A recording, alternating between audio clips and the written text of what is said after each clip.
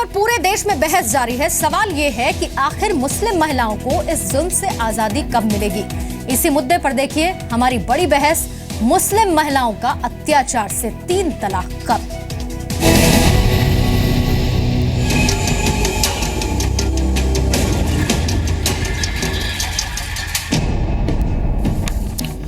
नमस्कार, ताल ठोक के एक्स्ट्रा स्ट्रांग आप देख रहे हैं। मैं हूं आपके साथ रोहित सरदार। यूनिफॉर्म सिविल कोड और 3 तलाक के खिलाफ मुस्लिम पर्सनल लॉ बोर्ड ने देश भर में सिग्नेचर कैंपेन यानी हस्ताक्षर अभियान शुरू किया है। मुसलमान महिलाओं से राय मांगी जा रही है कि क्या यूनिफॉर्म सिविल कोड पर लॉ कमीशन का राय मांगना शरीयत में दखलंदाजी नहीं है, और दूसरा ये कि मुसलमानों को यूनिफॉर्म सिविल कोड कबूल है या नहीं। हस्ताक्षर अभियान में मुस्लिम पर्सनल लॉ बोर्ड ने उन सवालों पर किसी से जवाब नहीं मांगा जिनके सहारे मुस्लिम महिलाओं को 3 तलाक का टॉर्चर सहना पड़ रहा। तो ताल ठोक के आज का सवाल यह है कि मुस्लिम पर्सनल लॉ बोर्ड ने यह हस्ताक्षर अभियान क्या इसलिए छेड़ा है ताकि मुस्लिम महिलाओं पर जुल्म जारी रहे?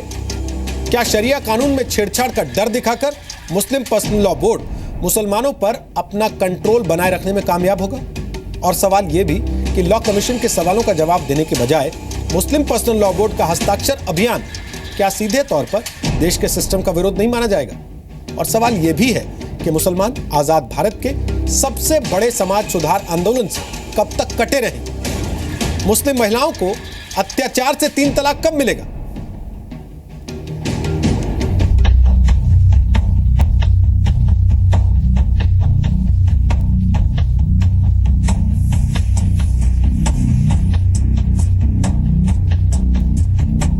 पर्सनल लॉ बोर्ड ने मुसलमानों से अपील की है कि हस्ताक्षर करके सिग्नेचर करके ये हम लॉ कमीशन ऑफ इंडिया को और दूसरे हुकूमत के जिम्मेदारान को भेजेंगे। इसीलिए इस प्रोफार्मा में सिर्फ 2 पॉइंट रखे गए हैं। एक ये कि हम अपनी शरीयत में किसी भी किस्म की दखल अंदाजी को बर्दाश्त नहीं करेंगे, और यूनिफॉर्म सिविल कोड हमें अपने मुल्क में काबिल कबूल नहीं है।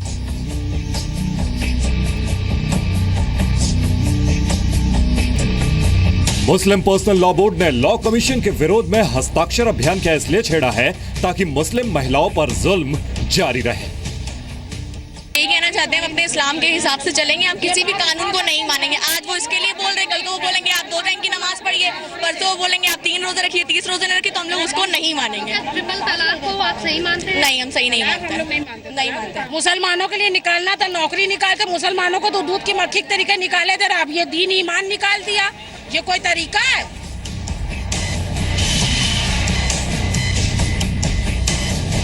मुस्लिम महिलाओं को 3 तलाक का टॉर्चर कब तक कबूल है? कि यूनियन सिविल कोड को मुस्लिम ऑर्गेनाइजेशन विरोध कर रही है, लेकिन ये विरोध करना देश हित में और उनके कम्युनिटी के हित में नहीं है। In the interest of nation, in the interest of Muslim community, ये यूनियन सिविल कोड इस देश में लागू होना चाहिए। तब लोग, देश की जनता ये मानेगी कि इस देश का मुसलमान जो है ये सच्चा मुसलमान है। इस देश का मुसलमान जो है वो देश की मुख्य धारा में शामिल होना चाहता है। जब तक आप यहाँ इस्लामी स्टेट के रूल्स रेगुलेशन के तहत काम करोगे और जियोगे, तब तक आपको यहाँ की जनता शक की नज़र से देखेगी। मैं मानता हूँ कि जो अभी मुस्लिम पर्सनल लॉ बोर्ड का जो बयान आ रहा है, मैं उसे एक तरह से ठीक मानता हूँ।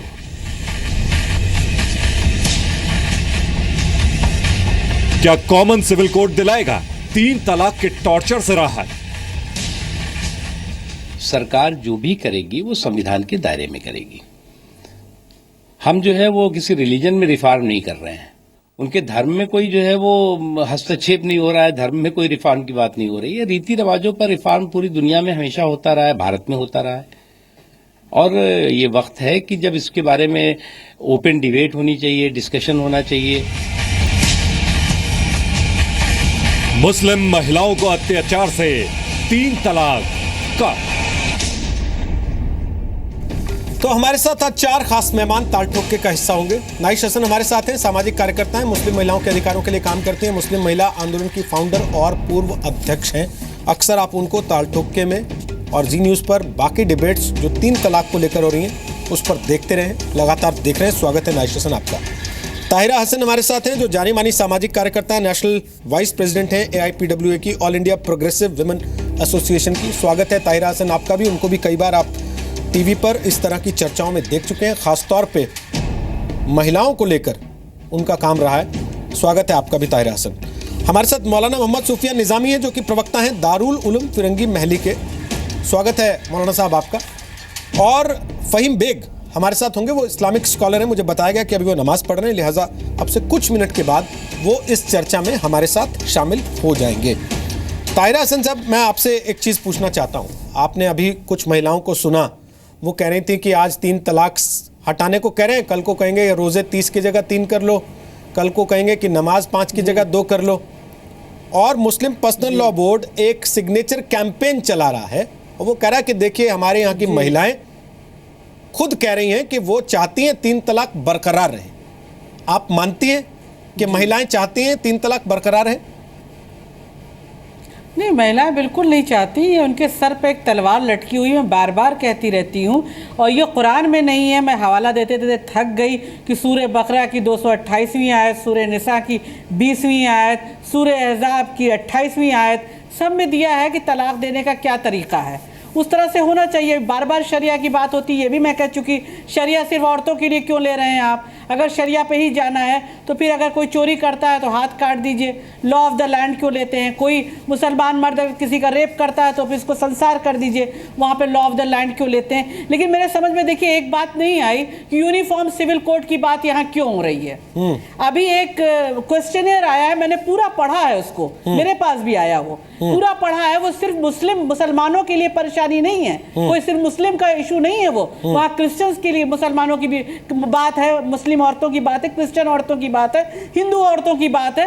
वो तो अभी मांगा गया है कि आप उसमें यस नो जो भी है लिख के दीजिए। बार बार इसको यूनिफॉर्म सिविल कोड क्यों लाया जा रहा है, ये इसका मेरा सवाल है। उत्तर प्रदेश का इलेक्शन देखते हुए तो नहीं ला रहे हैं हम यूनिफॉर्म सिविल कोड पे, तो मुहर नहीं लगाएंगे और जब तक वो मसौदा हमारे सामने नहीं आया हमें क्या पता क्या है। अब देखिए उसमें भ्रम फैला दिया गया, पहले वो मसौदा तो सामने आने दीजिए। यूनिफॉर्म सिविल कोड है क्या? बार बार एक डंडा एक डराया जा रहा है uniform civil code. Uniform civil code आने दीजिए, पहले हमारी महिलाओं को ये बताया तो जाए, जागरूक तो कीजिए। मीडिया भी ये बताए कि सिर्फ मुसलमानों का मसला नहीं है, यूनिफॉर्म सिविल कोड में सारे लोगों का है। अभी देखिए अगर ये मुस्लिम पर्सनल लॉ बोर्ड जरा खामोश रहता ना तो ये हिंदू धर्मगुरु ही चिल्लाने लगते।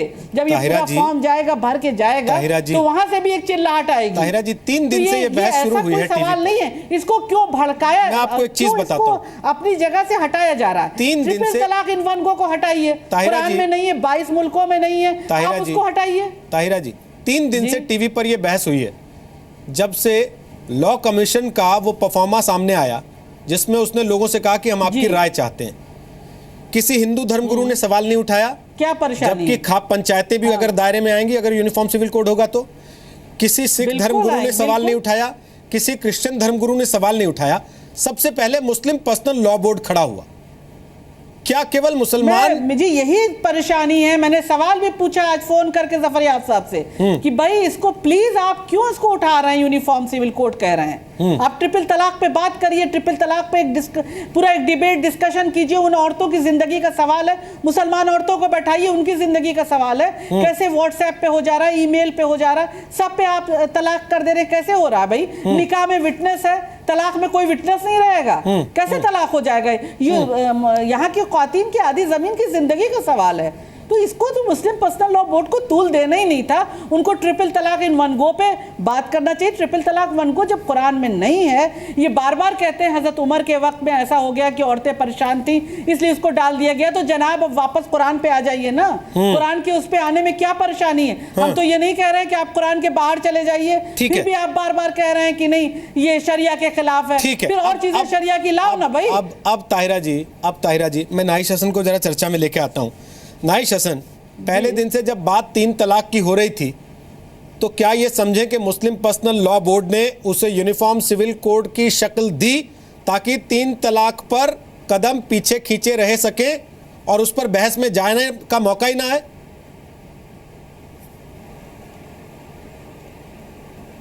देखिए रोहित, हम लोग को बात बहुत गहराई से समझने की है कि जो एक तंजीम, जो एक संगठन जाके सुप्रीम कोर्ट में खुद ये कह देता है कि 3 तलाक सही है और वो कहता है कि मुसलमान औरतों के पास अक्ल कम होती है, वो अपनी बातों में ये भी बात कहते हैं, तो हम उनसे क्या उम्मीद रखते हैं। दूसरी बात मैं इम्पॉर्टेंट कहना चाहूँगी कि जो भारत में महिला आंदोलन जो है, आप 70 से पहले से देखिए, वो जो औरतों ने नाइंसाफ़ी झेली है, तो ये डिमांड जो है एक लैंगिक समानता पे आधारित यूनिफॉर्म सिविल कोड की, ये विमेंस मूवमेंट इन इंडिया से निकली है।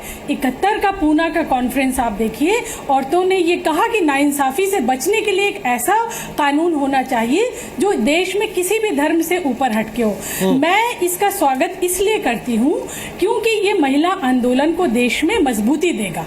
और दूसरी बात रोहित, मैं ये ज़रूर कहना चाहती हूँ कि जब पर्सनल लॉ बोर्ड कहता है कि शरीयत में दखल है, तो मैं आपको 85 में शाबानो तक ले जाना चाहती हूँ। 85 में शाबानो 86 एक्ट आया, 86 एक्ट पार्लियामेंट से हमारे पास हुआ, तो ये क्या संविधान में दखल, शरीयत में दखल नहीं था?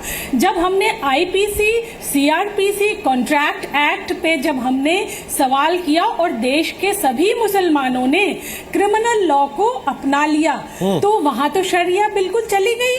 शरिया का कोई भी लॉ हमारे यहाँ क्रिमिनल एक्ट में नहीं चला, तो क्या ये दखल नहीं था? आज जो ये महिलाओं से कहलवा रहे हैं कि कहो कि 3 तलाक सही है, वो महिलाएं अपनी जिंदगी के हवाले से वो बता दें कि उनका शौहर आए और उनको कहे तलाक तलाक तलाक और वो चला जाए, तो क्या उन महिलाओं को मंजूर होगा? ये तो उनके मुंह में अपनी जुबान डाल रहे हैं। इनको जमीन का कोई अंदाजा नहीं है कि असल में औरतें क्या झेल रही हैं समाज में। और ये जब बात कुरान के खिलाफ है, संविधान के खिलाफ है, तो इसमें आप दखल नहीं दे सकते। लैंगिक समानता पे आधारित कॉमन कोड की ड्राफ्टिंग होनी चाहिए, उस पे बहस हो, उससे 3 तलाक हटेगा, उससे हलाला हटेगा, उससे बाल विवाह हटेगा। तो हम क्यों उसका स्वागत नहीं करते? हम स्वागत करेंगे। अब ये दौर शाहबानों का नहीं है, लौट के नहीं आएगा। अब भारत के मुल्ला सिर्फ इनसिक्योर है।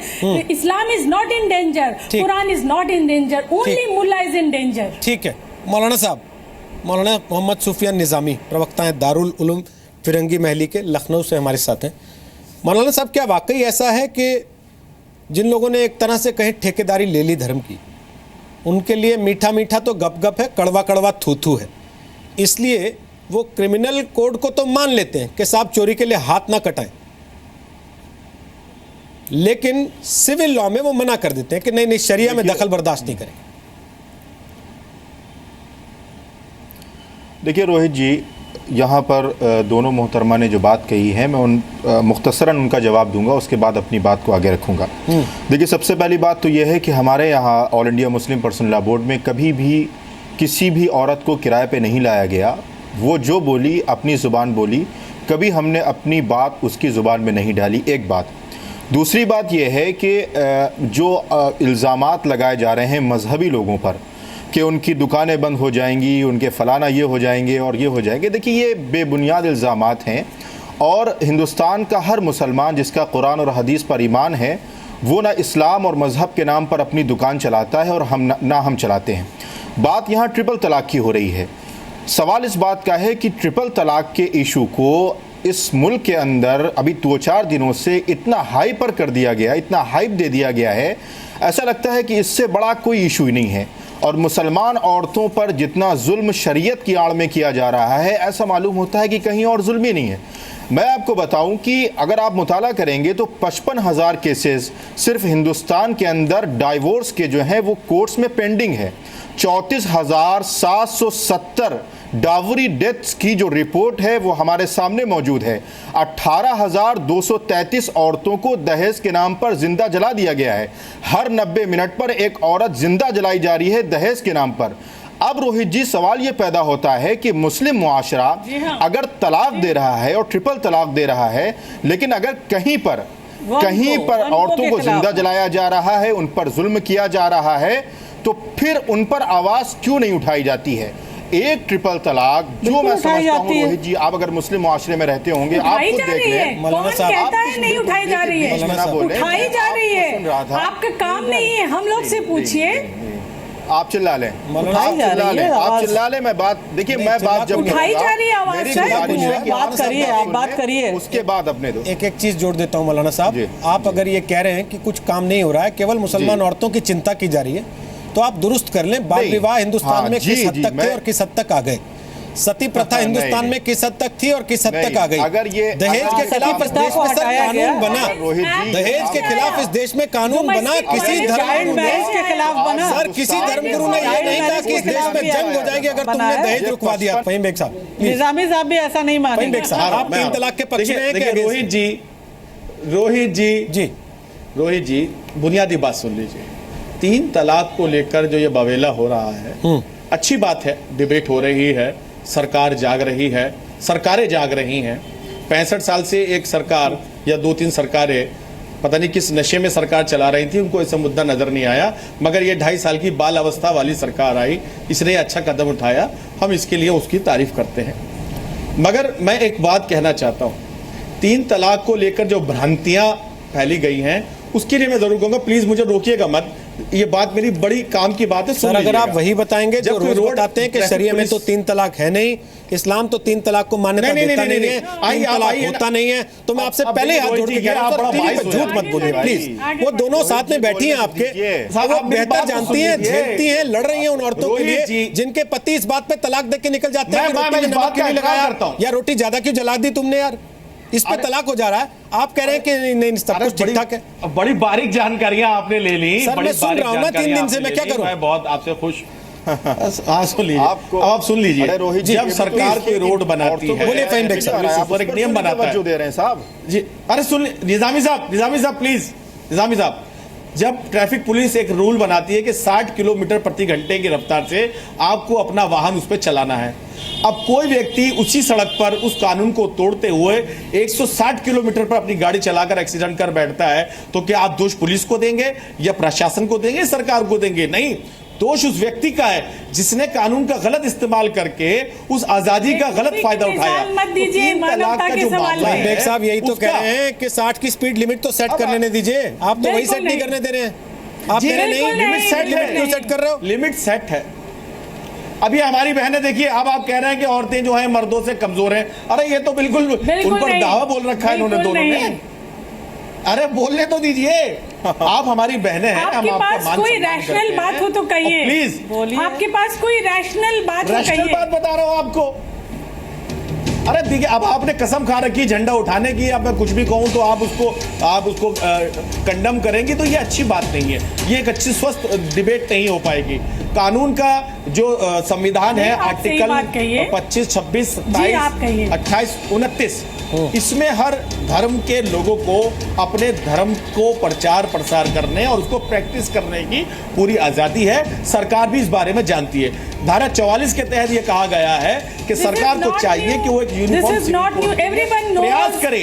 Everyone knows all these things. अरे सुन तो लीजिए, आप बीच बीच में बोले जा रही हैं।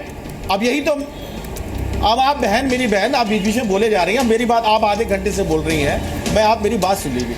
धारा 44 के तहत प्रयास किया जा सकता है, अनिवार्य नहीं।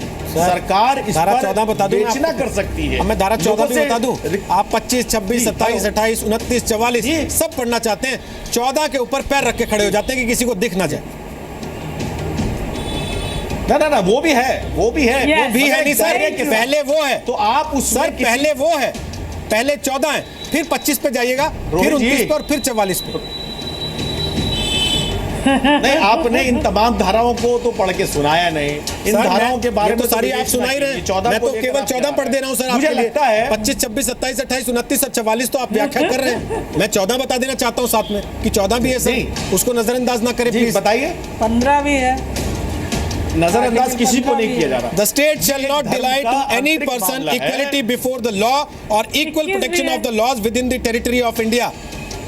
सिंपल सी बात है, बड़ी सामान्य साधारण सीधी सी बात है सर।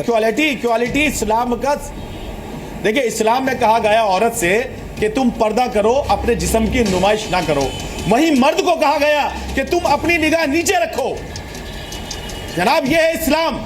औरत को कहा गया कि तुम पर्दा करो, अपने जिस्म की नुमाइश ना करो।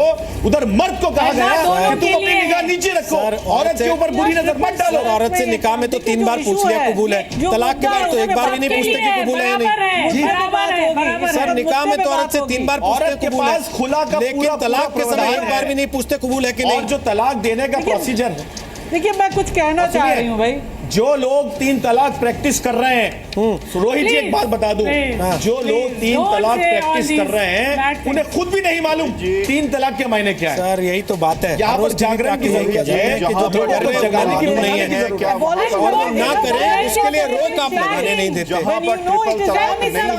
जो कर रहे हैं उन्हें मालूम नहीं है।